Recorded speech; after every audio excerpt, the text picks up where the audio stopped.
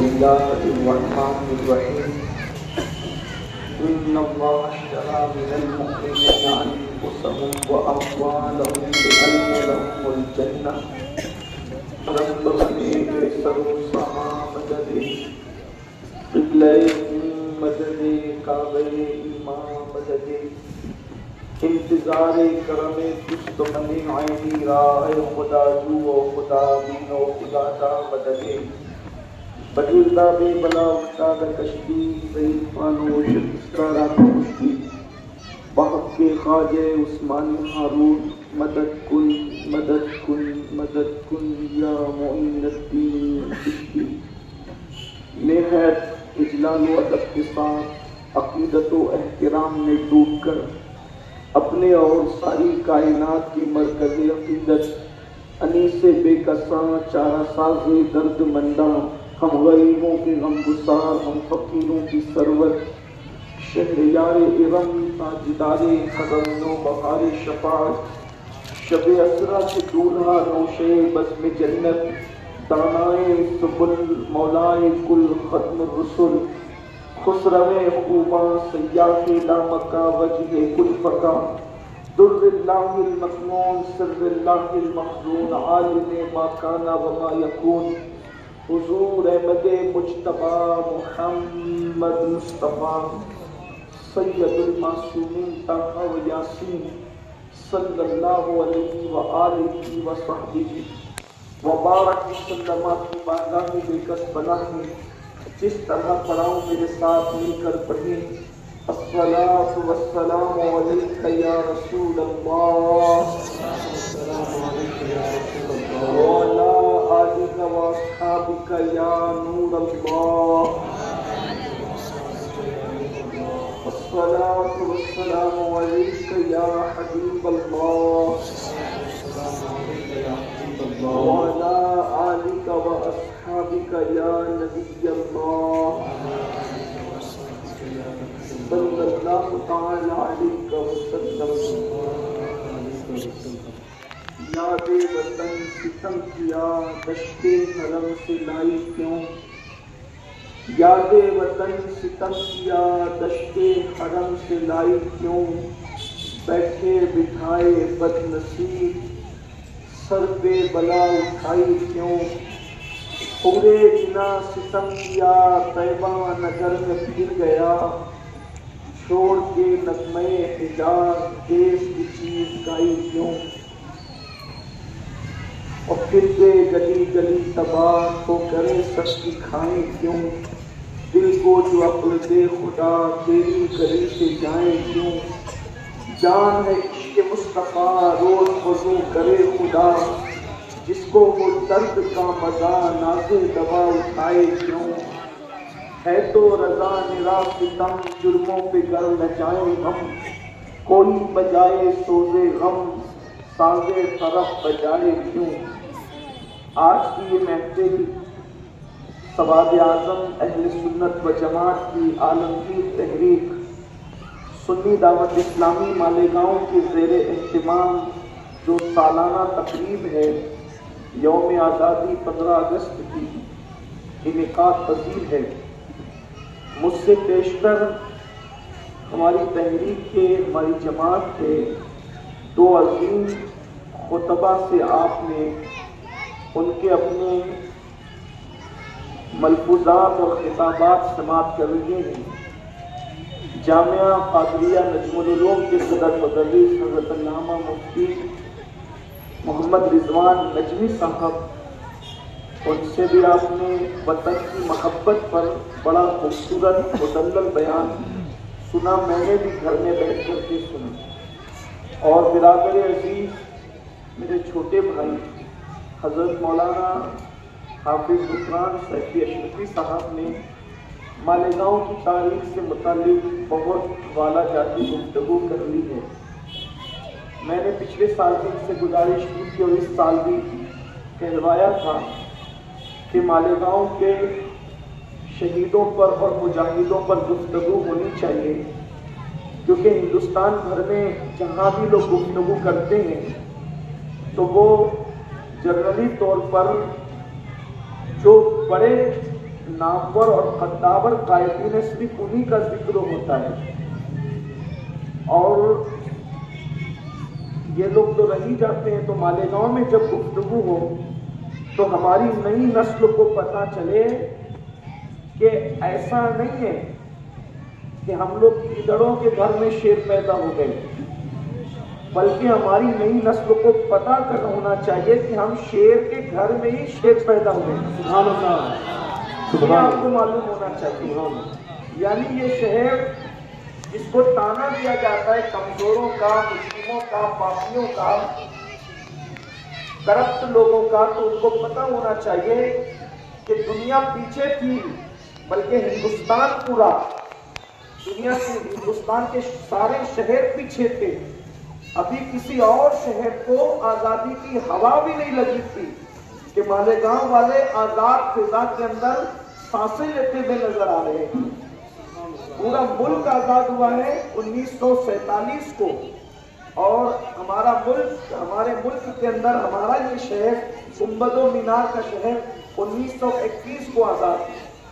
پھر بعد میں کچھ معاملات بھی ہوئے، آپ نے شاید مولانا کو سنا ہوگا۔ بہرحال یہ تقریب کچھ احباب کہتے ہیں کہ بھئی آپ ہر سال کیوں رکھتے ہیں؟ ویسے تو یہ عنوان بڑا سنجیدہ ہے، عام طور پر جس طرح سے لوگ مجھے سننے کے عادی ہیں، تو اس عنوان کا تعلق اس لئے سے نہیں ہے، اس لیے میں بھی آپ کے سامنے کچھ باتیں پیش کرنا چاہتا ہوں۔ یہ پروگرام کو شروع کیے ہوئے میں سمجھتا ہوں کہ اب تقریباً 17-18 سال ہو رہے ہیں۔ 15 اگست کو جو ہمارا پروگرام ہوتا ہے، بیچ میں کبھی کچھ گیپ بھی ہوا، لیکن 17-18 سال کا یہ پروگرام ہے۔ لوگ اس میں دلچسپی نہیں لیتے۔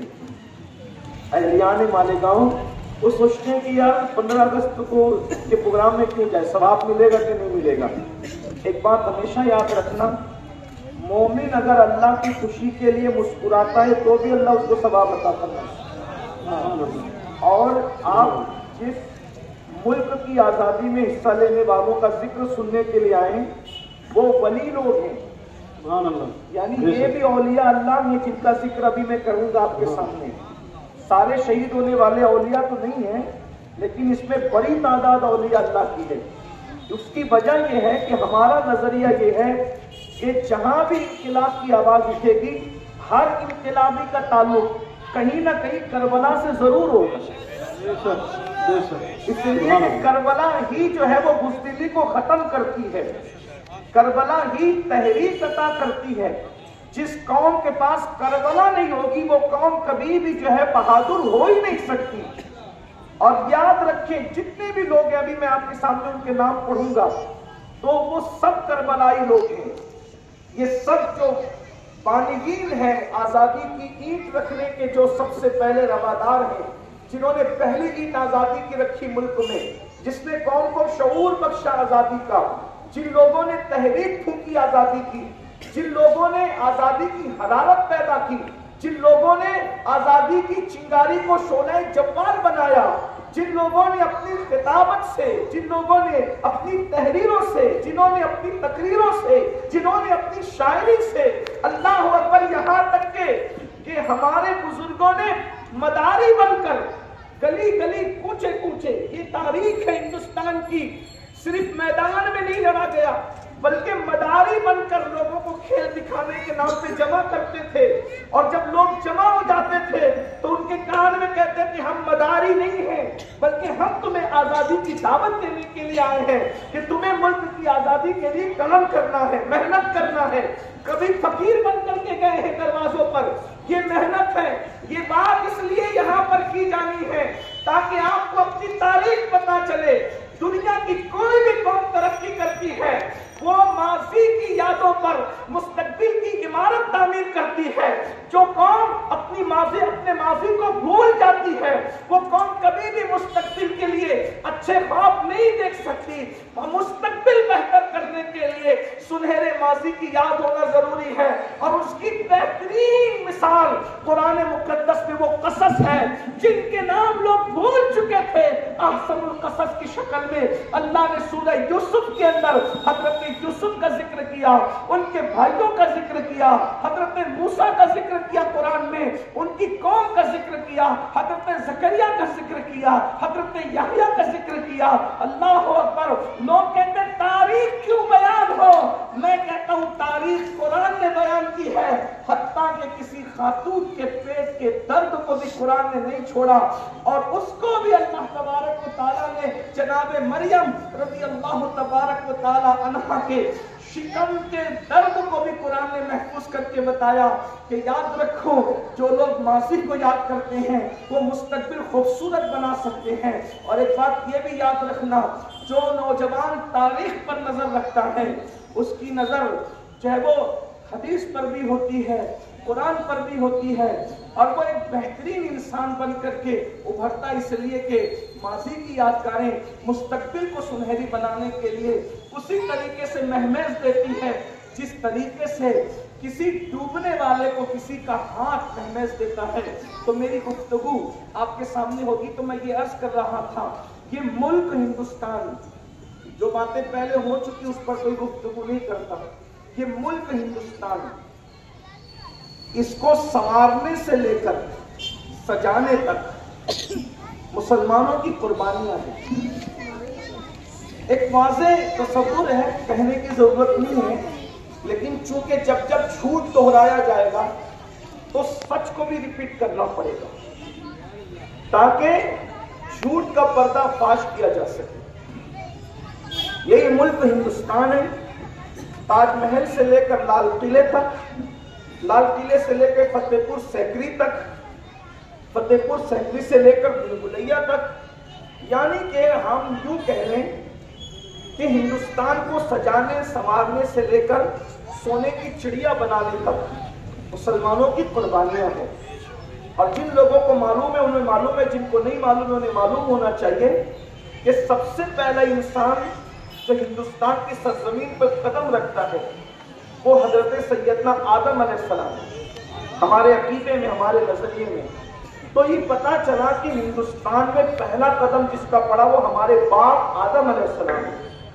تو اس کا مطلب یہ ہے کہ اس کی آبادی سے لے کر، جملے پہ غور کریں، اس کی آبادی سے لے کر آزادی تک، اس کی آبادی سے لے کر آزادی تک اگر کسی کی کاوشیں ہیں تو وہ کلمہ پڑھنے والوں کی کاوشیں۔ ہم آبادی کا وہ نشان، آبادی کا وہ نشان جو حضرت سیدنا آدم علیہ السلام کے قدم کا ہے ہند کی زمین پہ، اس کو بھی بھلا نہیں سکتے۔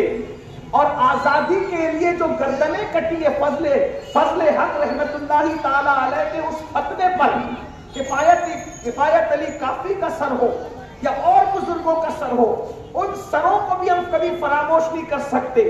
نہ آبادی کے حوالے سے قدم آدم فراموش ہو سکتا ہے اور نہ آزادی کے حوالے سے شہیدوں کے سر فراموش ہو سکتے ہیں، ہم کبھی اس کو فراموش نہیں کر سکتے۔ لیکن آئیے، اس ملک سے ہمارا تعلق بڑا پرانا ہے، بلکہ اگر یہ کہوں جن کو معلوم ہے ان کو، جن کو نہیں پتا ہے وہ معلوم کر لیں، جتنا پرانا انسان کا زمین پر آنا ہے اتنا ہی پرانا اس ملک سے ہمارا رشتہ ہے۔ اگر باپ کا گھر بیٹے کا ہوتا ہے، یہ دستور کو لوگ مان چکے ہیں، تو ہم بغیر کسی تردد اور بغیر کسی خوف کے یہ کہہ سکتے ہیں کہ یہ ملک ہمارے باپ کا ہے۔ کون سا ملک ہمارے باپ کا ہے یا نہیں ہے اس کے بارے میں کوئی گارنٹی نہیں، لیکن حدیث اور تفاسیر کی روشنی میں ہم یہ کہہ سکتے ہیں کہ یہ ملک ہمارے باپ کا ہے۔ اور جو ملک باپ کا ہوتا ہے وہاں اسے چھوڑنے کا کوئی جواز نہیں ہوتا۔ ملک کا جو باپ کا گھر ہوتا ہے، ایک بات یہ بھی کہوں، وفادار بچے کبھی باپ کا گھر چھوڑ کر نہیں جاتے، وفادار بچے مر جاتے ہیں لیکن باپ کا گھر چھوڑ کر نہیں جاتے۔ اس کی اگر تصویر دیکھنا ہے زندہ تو کلمہ پڑھنے والے کو دیکھ لو کہ مر جاتے ہیں لیکن باپ کا گھر چھوڑ کر نہیں جاتے، اسی زمین کے سینے میں دفن ہوتے ہیں۔ اور پھر قرآن کہتا ہے جو جہاں دفن ہوگا وہیں سے اٹھے گا، جو جہاں دفن ہوگا وہیں سے اٹھے گا۔ ایک مقام پہ قرآن کہتا ہے منہا خلقناکم وفیہا نعیدکم ومنہا نخرجکم تارۃ اخری، اسی مٹی سے تمہیں پیدا ہم اس کو قبر کے پاس پڑھتے، فاتحہ میں نہیں پڑھتے، ہم اس کو فاتحہ میں نہیں پڑھتے، ہم اسے قبر کے پاس پڑھتے اور ہر بار پڑھتے جب کسی پہ مٹی ڈالتے، ابا پہ ڈالا تو، دادا پہ ڈالا تو، پر دادا پہ ڈالا تو، چچا پہ ڈالا تو، امی پہ ڈالا، جس کی قبر پہ مٹی ڈالیں گے پڑیں گے منہا خلقناکم، کیا مطلب؟ اسی سے تمہیں پیدا کیا، کس سے؟ اسی سے پیدا کیا، کس سے؟ اسی سے پیدا کیا، ارے جہاں دفن ہو رہا اسی سے پیدا کیا، اسی سے پیدا کیا، تو اب یہاں سے جانے کا جواز کیا ہے؟ کون کس سے پیدا ہوا، کون کس سے پیدا ہوا لوگ جانے، ہمارا قرآن کہہ رہا ہے جہاں دفن ہو رہا ہے اسی سے پیدا کیا، اور صرف اسی سے پیدا نہیں کیا، وَفِيهَا نُعِيدُكُمْ، امانت پہ خیانت نہیں ہوگی، جہاں سے مٹی اٹھائی گی وہیں سے ملا بھی جائے گی۔ جو مذہب مٹی کی امانت پہ خیانت نہیں کرتا ہوں، جہاں سے اٹھایا تھا وہیں ملایا جائے گا، اور پھر کہا جاتا ہے وَمِنْهَا نُخْرِجُكُمْ تَارَةً أُخْرَىٰ، جہاں ملایا جائے گا پھر قیامت میں وہیں سے اٹھایا جائے، تو پتہ چلا پیدا بھی اسی سے ہوئے تھے، مل بھی اسی میں گئے، اور انشاءاللہ اٹھائے بھی اسی سے جائیں گے۔ باپ اگر چھوڑ کے جانے والے ہم بے وفا لوگ ہیں، اگر آدم کو کوئی اپنا باپ مانتا ہے تو اس کو چاہیے نا کہ آدم علیہ السلام کے جو نظریات تھے وہ آدم علیہ السلام کے نظریات کی طرف آئے، ایک الگ عنوان ہے، لیکن بہرحال میں اس کی طرف نہیں جاتا، تاریخ پڑھنا چاہتا ہوں آج سے جلدی سے۔ ہندوستان پہ نظر دنیا کی ہر قوم کی تھی، جو کہ اللہ نے ہندوستان کو بہت نوازا۔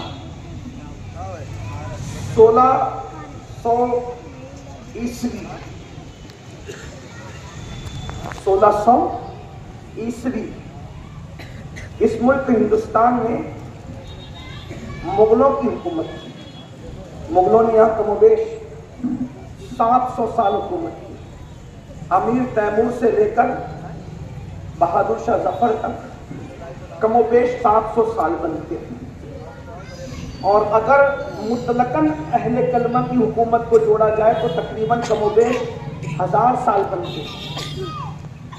ہندوستان میں حضور اکرم صلی اللہ علیہ وآلہ وسلم کا لایا ہوا دین اسی وقت آ گیا تھا جب ابھی مسلمان بیت المقدس کی طرف رک کر کے نماز پڑھتے تھے، یعنی بہت دیر سے اسلام یہاں نہیں ہے، اسلام بہت جلدی آ گیا۔ محمد بن قاسم سے بھی پہلے، لوگ محمد بن قاسم کا ذکر کرتے ہیں لیکن ان کی نظر شاید تاریخ پر مکمل نہیں ہے، محمد بن قاسم سے بھی برسوں پہلے یہاں اسلام آ چکا ہے۔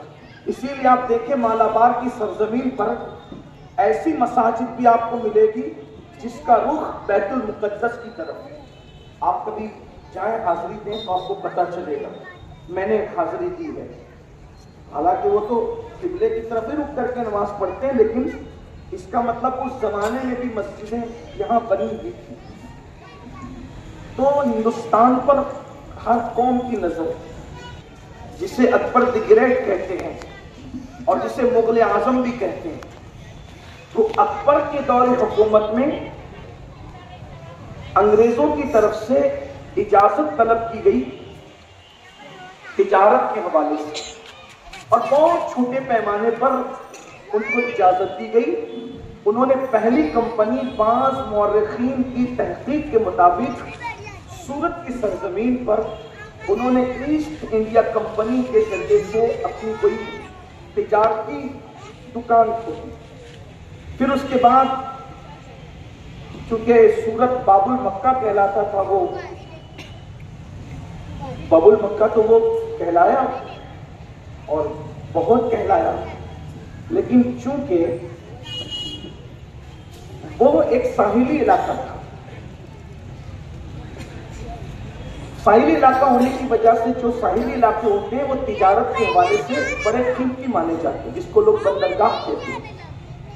سمندر کے کنارے جو ہوں وہاں قافلے اترتے ہیں اور تجارت کے بہت سارے راستے ہیں اور بہت راہیں کھلی ہوتی ہیں۔ تو پھر اس کے بعد بنگال کی سرزمین پر، پھر اس کے بعد اور علاقوں کے اندر ایسٹ انڈیا کمپنی نے اپنی وہ پیر پھیلانے شروع کیے۔ مغلوں کی یہ کمزوری تھی کہ مغل نے ہمیشہ ایسٹ انڈیا کمپنی کو ایک تجارتی کمپنی کی حیثیت سے دیکھا۔ ان کے اندر کے جو عزائم تھے ان عزائم سے وہ واقف نہ ہو سکے، حالانکہ مغل تھے بڑے ہوشیار، لیکن جب کوئی قوم عیاشی پر اتر آتی ہے تو اس کے نتائج بڑے دردناک ہوتے ہیں۔ مغل اپنے آباء و اجداد کے نقش قدم پر رہنے کی بجائے عیاشی کی طرف اتر آئے، یہ ایک الگ داستان ہے۔ سارے مغل پاپی بھی نہیں تھے اور سارے مغل نیک بھی نہیں تھے، اس لیے ہم نہ کسی کی حمایت کرتے نہ کسی کی مخالفت کرتے، جس کا جو کردار ہے بس ہم اتنا ہی کہتے ہیں، لیکن یہ الگ عنوان ہے مغلوں کی تاریخ۔ اس کو محسوس نہیں کیا گیا اور انگریز چونکہ آئے تھے اسی پورے عزم کے تحت کہ وہ ملک پر حملہ ملک پر قبضہ کریں گے، لیکن قبضہ کرنے کا طریقہ دوسرا ہوگا۔ اس کو محسوس کیا گیا کچھ لوگوں کی طرف سے، لیکن مغلوں کی طرف سے کوئی ان کو حمایت نہ مل سکی۔ دھیرے دھیرے انہوں نے قبضہ کیا اور بالآخر جنگ پلاسی اور جنگ بکسر، ان دو جنگوں کے بعد دھیرے دھیرے ملک پر تسلط ہوتا گیا، اور 1799 عیسوی جس دن وہ بہادر ہندوستان کا دنیا سے شہید ہوا، سرنگا پٹم کی سرزمین پر، جسے دنیا شہید ٹیپو سلطان کہتی ہے، اس کی شہادت کے بعد اس کی لاش پر کھڑے ہو کر، لاش کے قریب کھڑے ہو کر انگریزوں نے کہا تھا، بلکہ ایک انگریز افسر نے کہا تھا کہ آج سے ہندوستان ہمارا ہے۔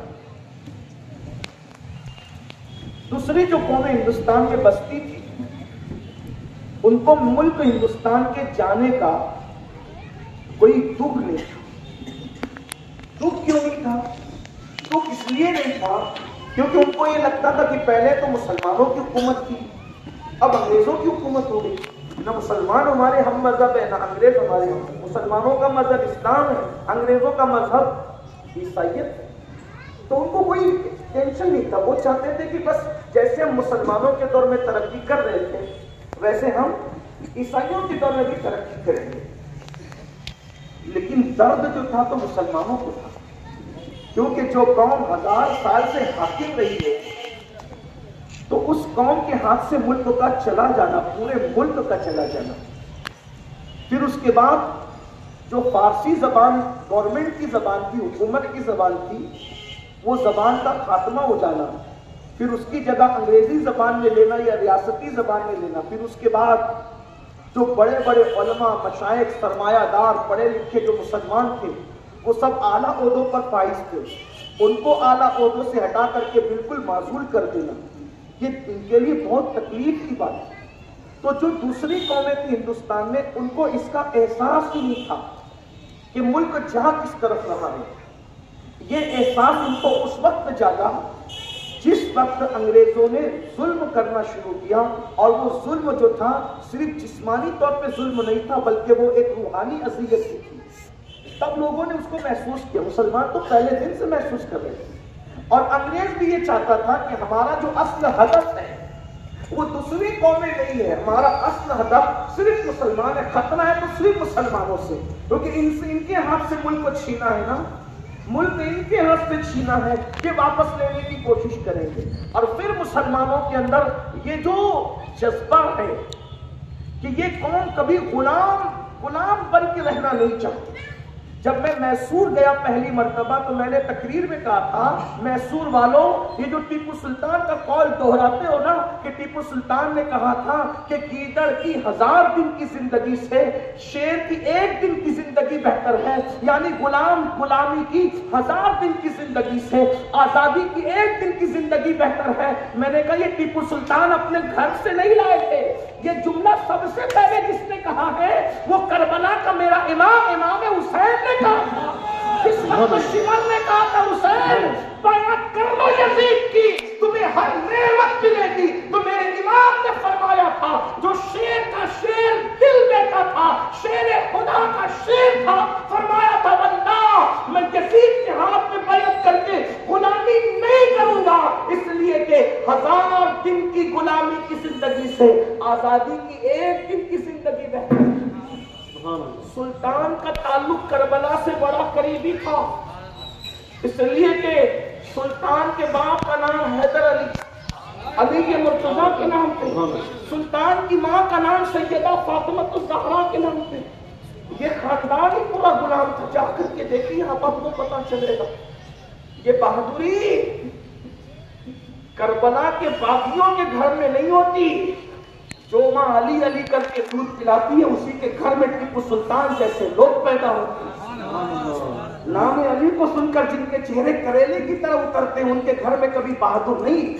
उनके घरों में चंदाखोर पैदा होते, उनके घरों में शराब पीने वाले पैदा होते, उनके घरों में जुआ खेलने वाले पैदा होते। ये जहां माँ के दूध में शराफत होगी वहां बहादुरी होगी, और माँ के दूध में शराफत वही होगी जहां दिल का ताल्लुक करबला से जुड़ा हुआ होगा। मैं अपनी तरफ से ये बातें नहीं कह रही, ये हकायक है। बल्कि एक बात कह दूं, बात आई तो बात कह दूं। माँ और बहनें भी बैठी हुई हैं। सुल्तान टीपू का जिक्र आया, मैं तो अपने बुजुर्गों को पढ़ना चाहता था। वैसे सुल्तान भी हमारा बुजुर्ग है।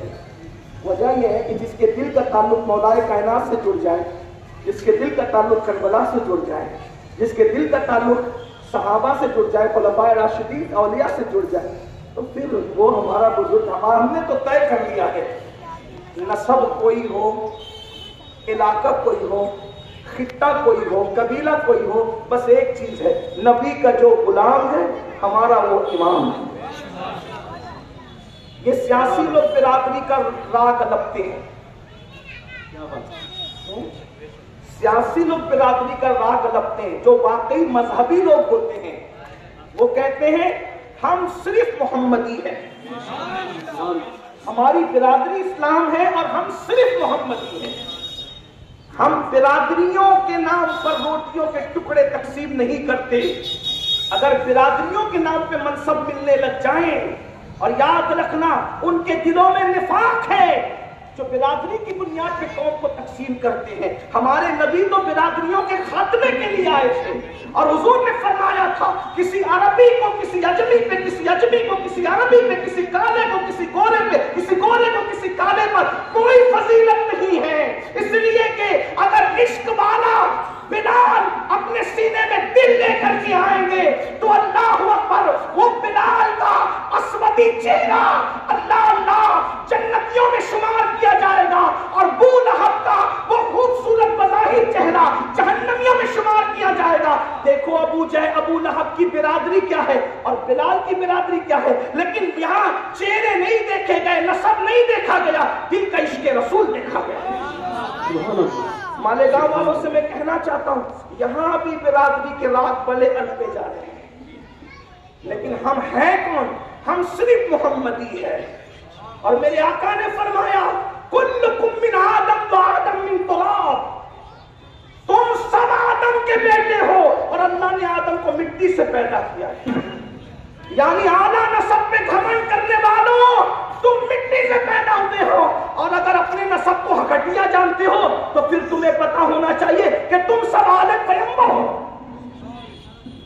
सब आले पैगंबर। जो आले पैगंबर हो फिर वो हकीर कैसे हो सकता है? आले नबी हकीर कैसे हो सकता है? हमारे शहर में ये अंग्रेजों की सियासत लाने की कोशिश की जा रही है। लड़ाओ और हुकूमत काम तो करते नहीं, जब काम नहीं करते तो नाचना है, तो अंदर से कुछ तो करना पड़ेगा ना, कुछ तो करना पड़ेगा ना, तो फिर लोगों को लड़ाओ। हालांकि याद रखना, बेवकूफ न बनो वाले गांव वालों। जब हजरत सलमान फारसी को किसी ने बतौर तान कहा था, सलमान तेरा नसब क्या है, तवज्जो आपकी, क्योंकि वो फारसी नस्ल थे, ईरानी थे, वो ईरानी, उनका बाप आतिश परस्त था। तो किसी ने तान के तौर पे तान करना चाह पूछा, सलमान तेरा नसब क्या है? तो फरमाया मैं मोहम्मदी हूँ और मैं इस्लाम का बेटा हूँ।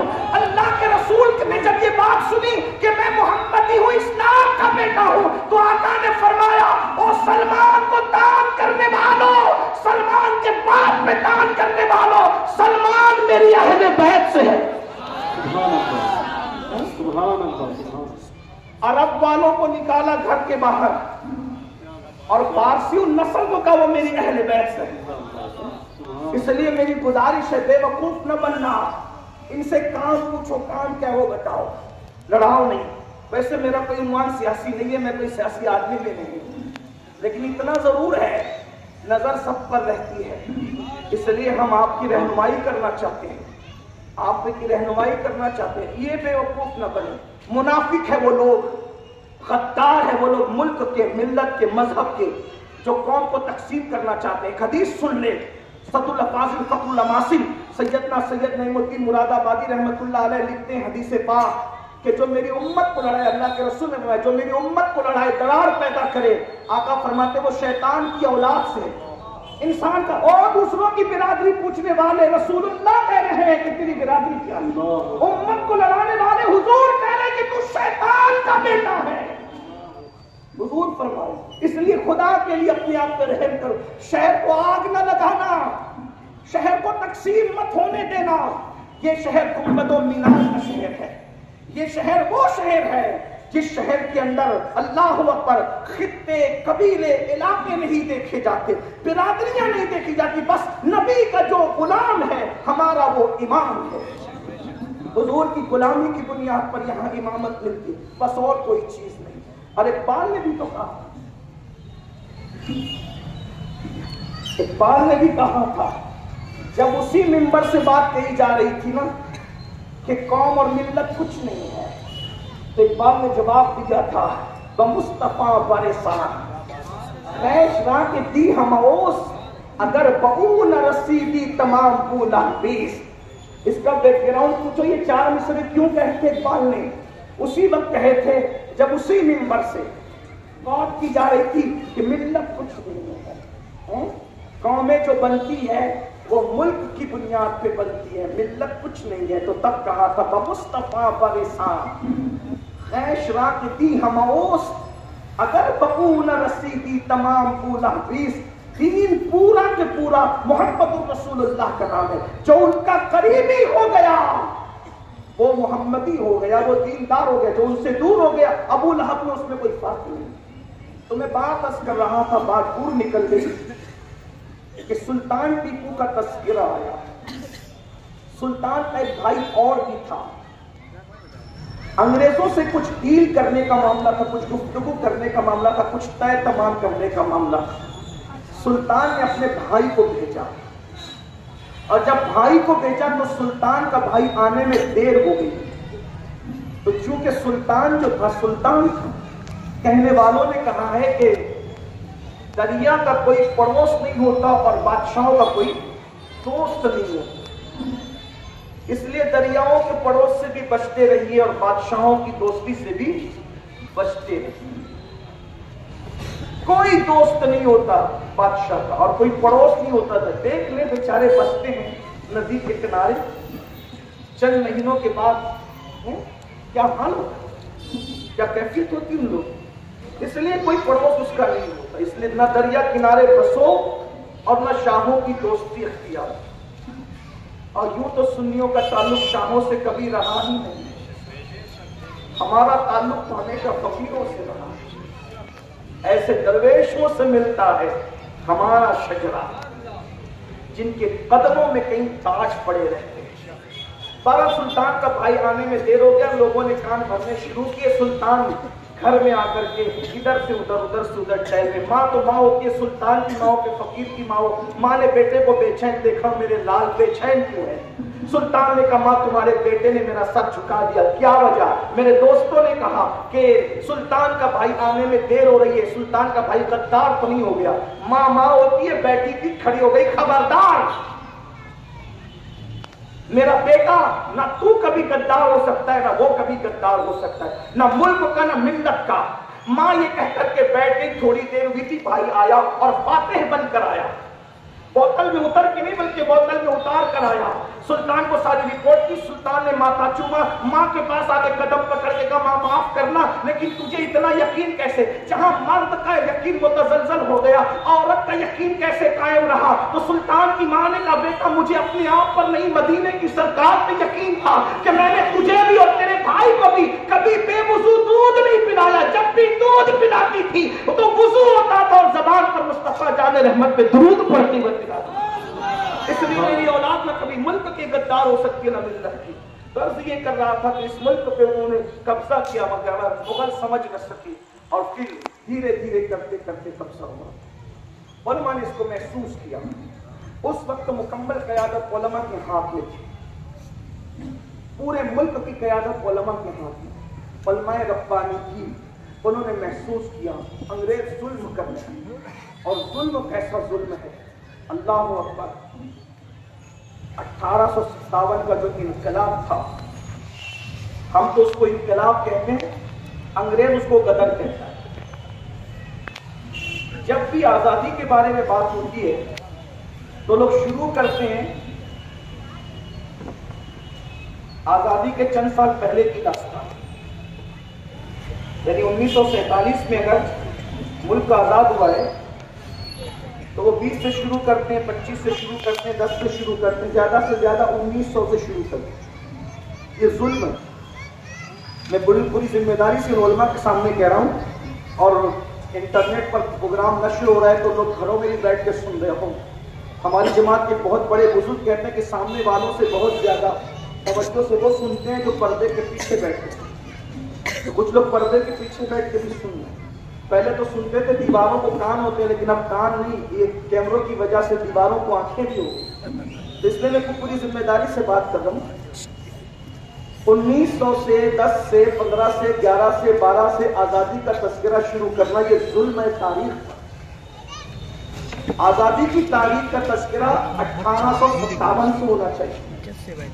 اس کی وجہ یہ ہے کہ آزادی کی پہلی اینٹ اگر رکھی گئی ہے تو وہ 1857 ہے, جسے ہم ہندوستانی انقلاب کہتے ہیں اور انگریز اس کو غدر کہتا ہے, دھوکہ کہتا ہے. وہ 1857 کی تحریک ہی کا نتیجہ تھا کہ ملک 1947 میں آزاد ہوا. 1857 کے بعد ہندوستانی لوگ کبھی بھی کہیں بھی چپ نہیں بیٹھے. وہ جو چنگاری وہ شعلہ جواد علماء بنا چکے تھے, وہ جو چنگاری تھی پھر وہ جو شعلہ بن چکی تھی پھر اس کو انگریز بجھا نہ سکے. وہ ہر دن ترقی کرتی ہے. لیکن 1857 میں جو انقلاب برپا ہوا اس انقلاب کے جو مین داعیان جو داعی تھے وہ علماء تھے. اور وہ علماء میں کون لوگ تھے؟ حضرت علامہ فضل خیر آبادی رحمۃ اللہ. میں ان کا ذکر آج کچھ پڑھوں گا تھوڑی دیر. مفتی صدر الدین آسودہ دہلوی رحمۃ اللہ علیہ. اسی طریقے سے حضرت مولانا احمد اللہ شاہ مدراسی رحمۃ اللہ علیہ. اسی طرح سے حضرت مولانا فیض احمد بدایونی عثمانی رحمۃ اللہ علیہ. اسی طرح مفتی عنایت احمد کاکوروی رحمۃ اللہ علیہ. اسی طرح حضرت مولانا ڈاکٹر وزیر خان اکبر آبادی رحمۃ اللہ علیہ, حضرت مولانا رحمۃ اللہ کیرانوی رحمۃ اللہ علیہ اور حضرت مولانا امام بخش صاحبائی دہلوی رحمۃ اللہ علیہ. ان کے علاوہ حضرت مولانا علی رضا خان رحمۃ اللہ علیہ. اسی طرح اور بھی بزرگوں کا تذکرہ ہے. یہاں میں نے اختصار سے چند کے نام دیے اور وقت میں گنجائش رہا تو میں 2-3 منٹ ان سارے بزرگوں کی زندگی پڑھوں گا. آپ کو پتہ چلے گا 1857 میں انہوں نے کیا کیا تھا, ان کا کردار کیا تھا, ان کا کیریکٹر کیا تھا. آپ کو پتہ چلے. نئی نسل کو پتہ ہونا چاہیے. آپ نے محبت وطن پہ سن لیا مفتی صاحب سے, مالیگاؤں کے مجاہدین اور شہداء پر آپ نے سنا مولانا سے. اب کچھ تذکرہ پورے ملک کے جو اہم قائدین تھے 1857 کے, ان کا ذکر سنیے. اور یہ جو سارے لوگ ہیں اس لیے کہ 1857 کی بات ہے تو 1857 سے پہلے کوئی بندہ اس ملک میں ایسا نہیں تھا. 1857 سے پہلے کوئی بندہ اس ملک میں ایسا نہیں تھا کہ جو یا رسول اللہ کہنے کو شرک کہتا ہو, جو یا غوث اور یا علی کہنے پر اسے اعتراض ہو. ہاں, 2 لوگوں نے ٹکڑی بنائی تھی لیکن سکھوں نے اور سرحدی پٹھانوں نے ان کا قصہ ایسا تمام کیا کہ آج بھی ڈھونڈتے پھرتے ہیں ہم اپنا ہی چہرہ ڈھونڈتے پھرتے ہیں، ہم اپنا ہی گمشدہ چہرہ راہگیروں میں۔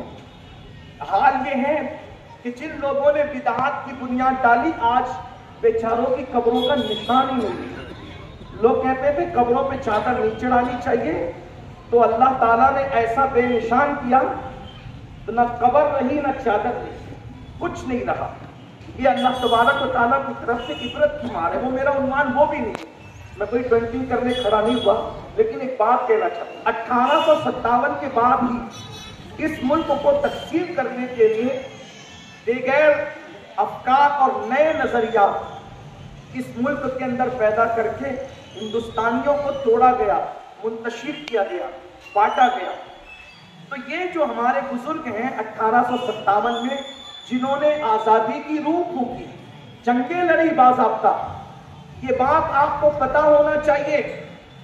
جن قائدین کے نام ابھی میں پڑھنے جا رہا ہوں، یہ صرف قلم سے شاعری کرنے والے لوگ نہیں تھے، یہ صرف تقریر کرنے والے لوگ نہیں تھے، یہ صرف ہاتھ چومانے والے لوگ نہیں تھے، یہ وہ لوگ تھے جن کو تقریر کرتے تھے، راتوں کو ذہن سازیاں کرتے تھے، اور جب میدان جنگ سجتا تھا انگریزوں کے خلاف، تو باضابطہ طور پر یہ فن حرب ضرب کے ماہرین ہوتے تھے، اور یہ میدان میں اتر کر باضابطہ طور پہ لڑتے تھے، اور سنت صدیقی، سنت فاروقی، سنت عثمانی اور سنت علوی، اور وہ سنت جس کے بارے میں بعد میں اقبال نے کہا نکل کر خانقاہوں سے ادا کر رسم شبیری، تو وہ سنتیں انہوں نے ادا کی ہے۔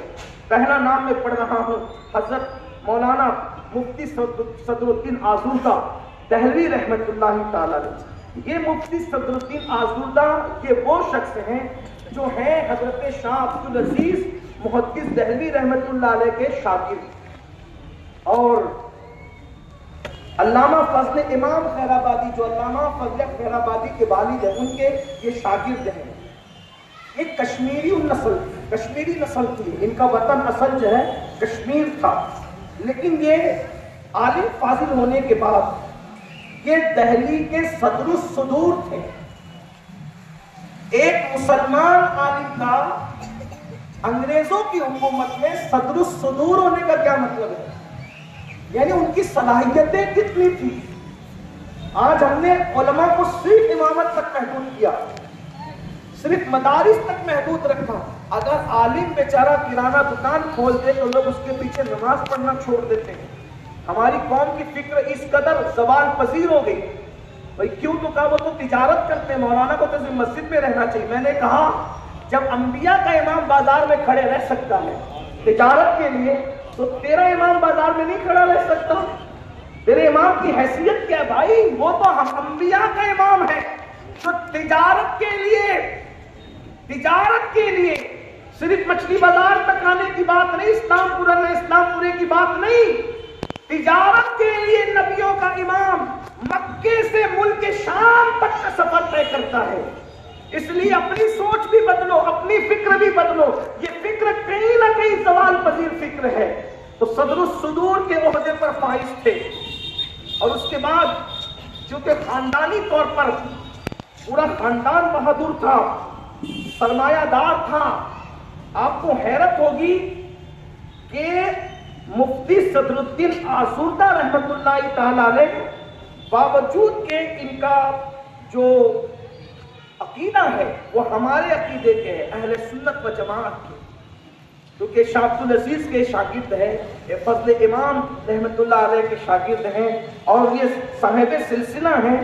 ان کی تعریف میں سر سید جیسا بندہ بھی جو لکھتا ہے اپنی کتاب کے اندر آثار صنادید کے، سر سید، حالانکہ سر سید کا عقیدہ جو ہے وہ ہمارے عقیدے سے کچھ جو ہے وہ مختلف ہے، تو سر سید نے اپنی کتاب آثار صنادید کے صفحہ نمبر 524 پہ لکھا ہے کہ دہلی میں جو مفتی صدر الدین آزردہ تھے، دہلی میں آپ کو اپنے زمانے کا عظیم جامع الصفات عالم اور فاضل دیکھا گیا، یعنی ساری صفات جو خوبیاں ہو سکتی ہے اگر وہ کسی میں جمع ہم نے دیکھی ہے تو وہ ذات ہے حضرت سیدنا مفتی صدر الدین آزردہ دہلوی رحمت اللہ علیہ کی۔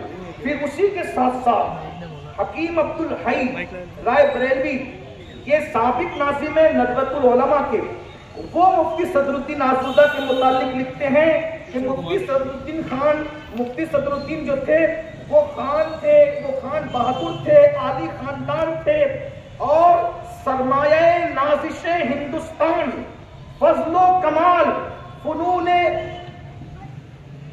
ادب اور علم کے جو فنون کے درخشندہ ستارے تھے، اس ذات کو دنیا حضرت سیدنا مفتی صدر الدین آزردہ کے نام سے جانتی ہے۔ اور پھر وہ لکھتے ہیں جو ناظم صاحب ہیں کہ اللہ اکبر، وہ ایسی ہستی تھی جس کا کوئی جواب نہیں تھا۔ اب یہ مفتی صدر الدین آزردہ کا حال یہ تھا کہ آپ نے 1857 کے انقلاب میں جو حصہ لیا، وہ آپ کا حال یہ تھا کہ آپ نے جو ہے وہ بہادر شاہ ظفر ان کو تیار کیا۔ اسی طریقے سے آپ نے علاقوں کا دورہ کیا، اور دورہ کرنے کے بعد آپ جگہ جگہ خطاب کرتے، آپ لوگوں کے درمیان جو ہے وہ جاتے، اور جانے کے بعد باضابطہ طور پر آپ لوگوں کو ابھارتے آزادی کے حوالے سے۔ بالآخر چونکہ ان کی زندگی کے کئی واقعات ہیں، اب وہ چھوڑتے ہوئے صرف میں ان کی زندگی کا اینڈ پڑھنا چاہتا ہوں۔ پھر کیفیت ان کی یہ تھی کہ اللہ اکبر، یہ مفتی صدر الدین آزردہ کوئی معمولی انسان نہیں ہے۔ یہ جہاں شاہ عبدالعزیز کے شاگرد، فضل امام کے شاگرد، فضل امام خیر آبادی فاروقی کے شاگرد، وہیں پر ان کا حال یہ ہے کہ اللہ اکبر، یہ حضرت مولانا ابوالکلام آزاد کے والد حضرت مولانا خیر الدین صاحب، ان کے استاد، اسی طرح ان کے دادا شیخ محمد ہادی دہلوی، ان کے استاد، یعنی مفتی صدر الدین کوئی معمولی آدمی نہیں تھے۔ اسی پر بس نہیں، مفتی سعد اللہ مراد آبادی ان کے استاد، مولانا فیض الحسن سہارنپوری ان کے استاد، اسی طرح نواب یوسف علی خان والی ریاست رامپور ان کے استاد، نواب ضیاء الدین خان ان کے استاد، اخیر میں اور شاگردوں کے نام نہ پڑھتے ہوئے پھر علماء دیوبند میں مولوی قاسم نانوتوی، مولوی مولانا رشید احمد گنگوہی، یہ سب جو ہے مفتی صدر الدین آزردہ کے شاگرد تھے۔ یہ وہ لوگ ہیں جو آپ کے اکابر ہیں، اور ان لوگوں نے باضابطہ طور پر انقلاب کے دور میں اللہ اکبر عملی طور پر حصہ لیا، اور حصہ لیا تو اندازہ فرمائیں، جس وقت مفتی صدر الدین آزردہ کی جائیداد کو ضبط کیا گیا اس آزادی کی جنگ میں حصہ لینے کی وجہ سے، تو آپ کو حیرت ہوگی یہ صرف مولوی نہیں تھے، یہ مولوی کتنے مالدار کے اندازہ کریں اس زمانے میں۔ ابھی تو مولانا نے وہ 20ویں صدی کی بات کی نا، عیسوی کی، کہ 7 لاکھ روپے کی بات، 7 لاکھ روپے مالیگاؤں والوں نے مل کر جمع کیا۔ لیکن جن دنوں ابھی یہ لوگ جن کا ذکر ہوا یہ پیدا بھی نہیں دیتے، 1857 کی بات ہے، اس وقت ہمارا یہ عظیم سنیت اور اسلام کا بطل جلیل حضرت مفتی صدر الدین آزردہ کے گھر سے جو کتابیں ضبط کی گئی تھی، جب اس کی قیمت لگائی تو اس کی قیمت کل 3 لاکھ ہوتی تھی۔ جس کے گھر میں صرف 3 لاکھ کی کتاب ہو، توجہ کریں، جس عالم کے گھر میں 3 لاکھ کی کتاب ہو اپنے پڑھنے کے لیے، اس کی بیوی کے زیورات، اس کی بہووں کے زیورات، یہ آپ کا سنہری باب ہے تاریخ کا۔ جائیداد جب ضبط کی جاتی تھی، اور ایک خاص بات، جب انقلاب 1857 کے بعد یہ سب عمائدین شہر وغیرہ کو جس وقت وہ کر لیا گیا، قید کر لیا گیا، تو کسی اور مسجد کو تالا نہیں لگایا انگریزوں نے، یا کسی اور عبادت گاہ کو تالا نہیں لگایا۔ اگر انگریزوں نے تالا لگا کر کسی کو استبل بنایا تو دلی کی جامع مسجد۔ آپ سے پوچھنا چاہتا ہوں، آخر جامع مسجد کیوں سیل کی گئی؟ اس لیے کہ ساری سرگرمیاں جامع مسجد سے ہوتی تھی، اور مسجد میں کون آتے ہیں یہ آپ کو پتا ہے۔ اس کا مطلب جو مسجد میں آتے تھے وہی تو اس میں شریک تھے۔ پھر بھی ہم سے یہ گلہ ہے کہ وفادار نہیں، پھر بھی ہم سے یہ گلہ ہے کہ وفادار نہیں، میں وفادار نہیں، تو بھی تو دلدار نہیں۔ اندازہ فرمائے، یہ مسجد والے لوگ تھے، توجہ کریں، دلی کی جامع مسجد سے انقلاب کا فتویٰ پڑھا گیا، جہاد کا فتویٰ پڑھا گیا۔ سب سے پہلے جس نے فتویٰ پڑھا وہ ذات حضرت سیدنا علامہ فضل خیر آبادی رحمت اللہ علیہ کی ذات، اور اس پہ جو دستخط کی گئی وہ سارے لوگ تھے۔ میں بھی ابھی فضل رحمت اللہ علیہ کا ذکر کروں گا، لیکن بہرحال جامع مسجد کو استقبال بنایا گیا، اور اس کے بعد جو ہے پھر یہ ہوا کہ حضرت مفتی صدر الدین آزردہ رحمت اللہ علیہ نے قید اٹھائی بہت ظلم سے۔ ظلم کیا تھے بتائیں؟ اللہ اکبر، مسلمانوں پہ ظلم یہ تھا کہ سور ذبح کر کے ان کے سامنے کمرہ پوت دیا، پوتنا سمجھتے ہیں نا، زمین کو پوت دیا جاتا تھا، لیپ دیا جاتا تھا سور کے خون سے، اور مسلمانوں کو کہا جاتا تھا اس کو چاٹو، اور ہندوؤں کے لیے گائے ذبح کر کے خون سے کمرہ پوت دیا جاتا تھا، اور ہندوؤں کو کہا جاتا تھا اس کو چاٹو۔ یعنی صرف وہ جسمانی اذیت نہیں بلکہ روحانی اذیت دیتے۔ اللہ کے یہ بندے لوگوں نے بڑے صبر و سکون کے ساتھ وہ مصیبتیں اٹھائیں، اور اٹھانے کے بعد پھر یہ ہوا کہ حضرت مفتی صدر الدین آزردہ رحمت اللہ علیہ 81 سال کی عمر میں ربیع الاول شریف کی 24 تاریخ کو 16 جولائی 1868 کو دلی کے اندر آپ کا وصال ہوا، اور نصیب کیا تھا؟ حضرت نصیر ملت بدین خواجہ نصیر الدین چراغ دہلوی کے قدموں میں آپ کو دفن کیا گیا۔ یہ آزادی کے ہیرو لوگ ہیں جن کا نام کبھی نہیں پڑھا جاتا، جن کا نام کبھی نہیں لیا جاتا۔ پھر اس کے بعد حضرت علامہ فضل خیر آبادی کا تذکرہ تو آپ کئی مرتبہ سن چکے ہیں۔ 10:06 ہو رہے ہیں، انشاءاللہ تبارک و تعالی اللہ نے کبھی زندگی دی تو یہ جتنے نام پڑھے ہیں ان کا تذکرہ پھر ہوگا۔ اخیر میں بس اتنا کہنا چاہتا ہوں کہ ملک ہندوستان میں ڈر ڈر کے جینے کی ضرورت ہے۔ علم حاصل کیجیے، دولت کمائیے، اور جتنا حق اور قوموں کا ہے اتنا آپ کا بھی۔ اس میں لڑیے مت، جھگڑیے مت، تعصب مت کیجیے، بلکہ اس ملک میں ہمارے بزرگوں کی بڑی قربانیاں ہیں، ملک کو آباد کرنے سے لے کے ملک کو آزاد کرنے تک۔ اس لیے اس ملک میں حیران ہونے کی ضرورت نہیں، پریشان ہونے کی ضرورت نہیں۔ ملک کے ساتھ آپ کل بھی وفادار تھے، اب بھی آپ کو وفادار رہنا ہے، آئندہ بھی۔ اور ملک کے لیے ہمیں بہت کام کرنے، جیسے ہمارے پرکھوں نے کیا، ہمارے اسلاف نے کیا، ہمیں بھی بہت کام کرنے ہیں، اور کام کر کے آگے بڑھنا ہے، ترقی کا ذریعہ بننے، ملک کے نام کا ذریعہ بنیے، ملک کی ترقی کا ذریعہ بنیے۔ لوگ اپنے پہ الزام رکھتے ہیں، الزام کی کوئی حیثیت نہیں ہوتی، الزام کی کوئی حقیقت نہیں ہوتی۔ اپنے الزام کو قسم کھا کے دھلنے کی بجائے اپنے الزامات کو اپنے کردار سے دھلیے۔ اگر کوئی کہتا ہے مسلمان دہشت گرد ہے تو آپ اپنے اخلاق کو ثابت کر کے، اپنے اخلاق کا اظہار کر کے بتائیے کہ آخر غریب نواز کا غلام دہشت گرد کیسے ہو سکتا ہے، جس نے ہزاروں کو نہیں بلکہ لاکھوں کو کلمہ پڑھایا۔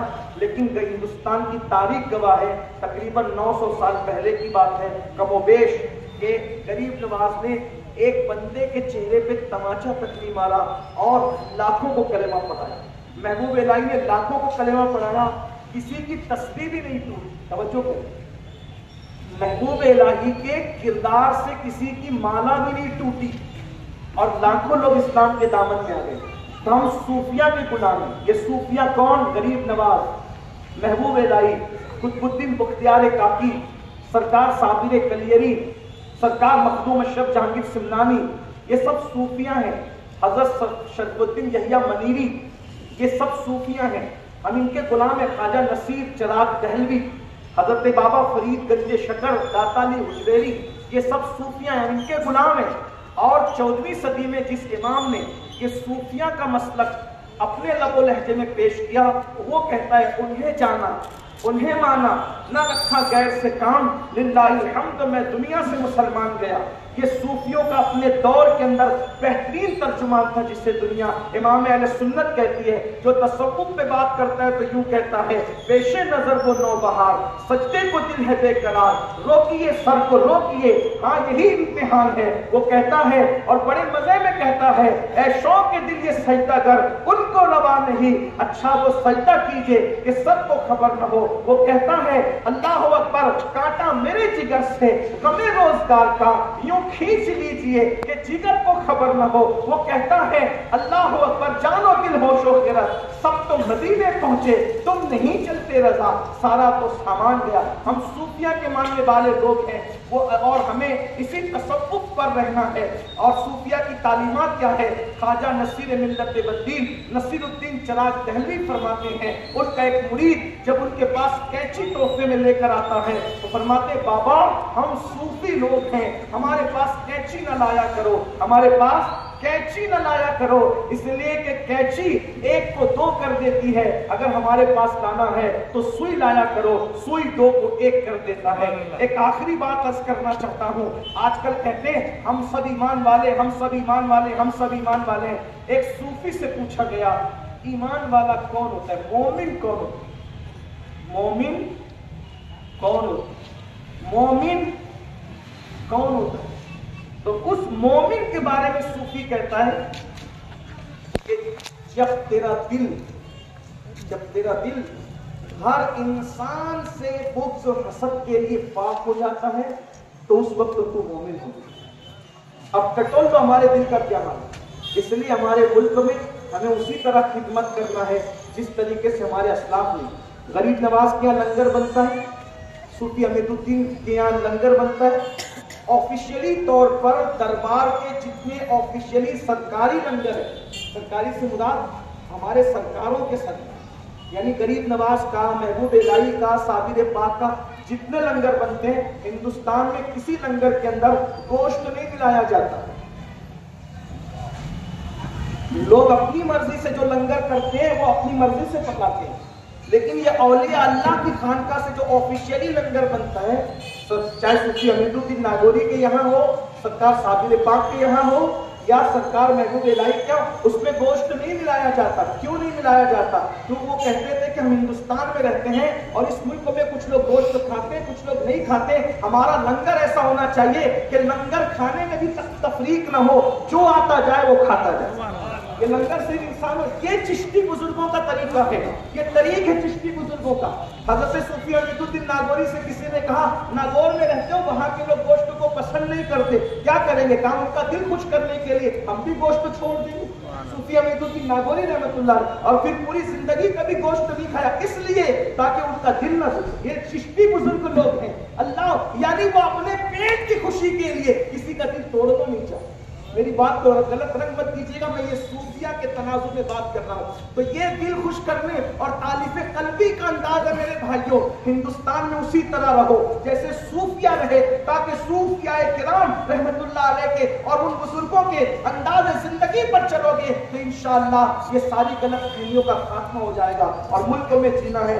लोग कहते हैं मुल्क में हम अपने बच्चों को हथियार देंगे, हमने कहा हमें कोई उसका मलाल नहीं है, आपको जो देना है दीजिए, लेकिन मुसलमानों से हम गुजारिश करते हैं हमें अपने बच्चों को हथियार नहीं देना, हमें अपने बच्चों के हाथ में कलम देना है इंशाअल्लाह। इसलिए कि हथियार उठते हैं तो सर झुकते हैं और कलम उठता है तो दिल झुकते हैं। हम सर झुकाने वाले नहीं, हम दिल झुकाने वाले लोग हैं। इसलिए हम जमीनों पे कब्जा करने वाले नहीं बल्कि जमीनों पे कब्जा करने वाले लोग हैं। जानते हैं जब दिल पे कब्जा हो जाता है तो फिर जयपाल अब्दुल्ला बनकर सारी जायदाद पेश करते हैं, सरकार मैं भी आपका हूँ और ये भी आपका है। इसलिए मेरी गुजारिश है दिलों के फाते बनिए। जमीन का टुकड़ा तो कोई भी छीन लेता है लेकिन दिल का टुकड़ा कौन छीन सकता है?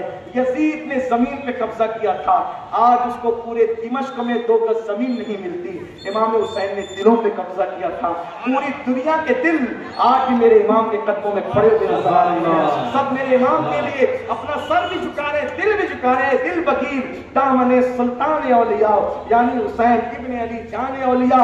सर झुकवाने वाला जब तक जिंदा रहता है जुल्म से तभी तक सर झुकाता है, लेकिन दिल पे जो कब्जा कर लेते हैं, जमीन के ऊपर होते हैं तो भी उनके लिए दिल झुकते हैं और जमीन के अंदर जाते हैं तो भी दिल उनके लिए झुकते हैं। इसलिए फातहे कुलूब व अज़हान बनिए, फातहे ज़मीर बनिए, फातहे दिल बनिए। हमारे नबी इसीलिए तशरीफ लाए थे, मेरे नबी ने दिलों को फतेह किया और अबू जहल के घर तक इस्लाम की रोशनी फैलाई है। हमारी जिम्मेदारियां बहुत बड़ी है। हिंदुस्तान के जवानों, हमारे बुजुर्ग हमें कह गए हम तो जाते हैं लेकिन अब मुल्क की जिम्मेदारियां जवानों तुम्हारे सर है। मालेगांव के जवानों, अगर तुम नशा करोगे तो इस मुल्क में कैसे जियोगे? अगर तुम शराब पियोगे न मुल्क में कैसे जियोगे? अगर तुम जुआ खेलोगे मुल्क में कैसे जियोगे? अगर तुम माज़अल्लाह ताश के पत्ते खेलोगे मुल्क में कैसे जियोगे? लड़कियों से नाजायज हराम ताल्लुकात कायम करोगे मुल्क में कैसे जियोगे? इस मुल्क में जीना है, पवित्र बनो, पाकीज़ा बनो, ऐसे पवित्र बनो कि पवित्रता तुम्हारी कसम खाने के लिए तैयार हो जाए, पाकीज़गी को तुम पर नाज हो जाए। छोड़ो, इस मुल्क को नशा मुक्त कर दो अपनी कोशिशों से, काविशों से। मौलाना ने अभी बात कही ना, हजरत मौलाना इसहाक और मालेगांव के जो हमारे मुजाहिदीन आज़ादी थे, उनका जिक्र किया ना कि उन्होंने कहा था मुल्क को आज़ाद करना है तो भारत को नशा मुक्त भी करना होगा। मेरी गुजारिश है हम भारत को नशा मुक्त करें। हम इस मुल्क के अंदर दूसरी सबसे बड़ी आबादी है। अगर हम लोग नशा करना छोड़ देंगे तो इसका मतलब यह है कि मुल्क की दूसरी बड़ी आबादी जब नशा छोड़ देगी, तकरीबन 35 करोड़ कमोबेश आप हो इस मुल्क के अंदर। अगर 125 यानी 125 करोड़ की आबादी में अगर 35 करोड़ लोगों के यहाँ से नशा खत्म हो जाएगा तो बताइए इसका मतलब ये है कि हर तीसरा आदमी नशा मुक्त होगा। मुल्क कितनी जल्दी तरक्की करेगा। और मैं तो ये कहता हूँ, मैं ये बात सिर्फ मुसलमानों से नहीं कहता, हर हिंदुस्तानी से कहता हूँ, अगर अपने मुल्क का भला देखना है तो मुल्क को नशा मुक्त कर दो, मुल्क को जुआ मुक्त कर दो, मुल्क को जिना मुक्त कर दो। जिना, जुआ और नशा, इन तीनों चीजों को अपने मुल्क से खत्म कर दो। इंशाअल्लाह चंद साल भी नहीं गुजरेंगे, हमारा मुल्क सुपर पावर न बन जाए तो फिर कहना। आप अपने मुल्क के टैलेंट को समझते क्या हो? मेरे अरब को आई ठंडी हवा जहां से, मेरा वतन वही है, मेरा वतन वही है। ये मुल्क बड़ा अजीम है, बहुत तरक्की पे जा सकता है, लेकिन वही है कि न तू इधर उधर की बात कर, ये पता कि काफिला क्यों होता। मुझे रहजनों से गरज नहीं, मेरी रहबरी का सवाल है। काश कि अरबाब इक़्तिदार सोचते कि वो बहुत सारी चीजों पे पाबंदी लगाते हैं, मुल्क में बंद हो जाती है। काश के हमारे बड़े लेवल के लीडरान ये फैसला कर लेना पार्लियामेंट में बैठकर कि न जिना होने देंगे, न जुआ होने देंगे, न नशा होने देंगे। चंद सालों में देखना मुल्क का निजाम बदल जाएगा। किसी बहुत बड़े मुफक्किर ने कहा था, नशे के अड्डे बंद कर दो, मैं 50% दवाखाने बंद करा दूंगा, 50% चोरी बंद करा दूंगा, 50% जिना बंद। ये नशा एक चीज है, उम्मुल खबाइस है। अगर मुल्क की तरक्की चाहते हो तो इस पर ख्याल करो। अल्लाह ताला से दुआ करता हूँ ये ख्वाजा का हिंदुस्तान फलता रहे, फूलता रहे, हमेशा आबाद रहे, मेरा वतन हमेशा आबाद रहे। जिस वतन से मेरे अरब को ठंडी खुशबू चली थी, खुशबू गई थी, ठंडी हवाएं महसूस हुई थी, अल्लाह करे ये मुल्क हमेशा आबाद रहे, हमेशा शाद रहे। कभी मुझे मौका मिला तो मैं लोगों को ये बताऊंगा कि मुल्क हिंदुस्तान वो है जहाँ सिर्फ कदम आदम ही नहीं आए थे, यहाँ कदम शीत भी थे, यहाँ कदम सुलेमान भी थे, यहाँ तख्त सुलेमान भी था, यहाँ जनाब नूह अलैहिस्सलाम की कश्ती के कुछ आसार भी थे। बहुत सारी चीजें आपको बता सकते हैं, लेकिन वक्त का शिकवा है, वक्त ज्यादा हुआ है। मैं गुजारिश करूंगा ये सारी बातें हम सुने सीखें ताकि हमारा हौसला मजबूत हो। कहने वाले ने कहा था, 2 मिसरों पर अपनी बात को तमाम कर देता हूँ कि खूब की सहरे चमन, फूल चुने शाद रहे, बागबा जाता हूँ शहर आबाद रहे। 2 मिसरे और पढ़ देता हूँ, बहुत खूबसूरत है। आज के तनाजुर में जब चमन को लहू की जरूरत पड़ी, जब चमन को लहू की जरूरत पड़ी, सबसे पहले ये गर्दन हमारी कटी। फिर भी हमसे ही कहते हैं अहले चमन, ये चमन है हमारा, तुम्हारा नहीं।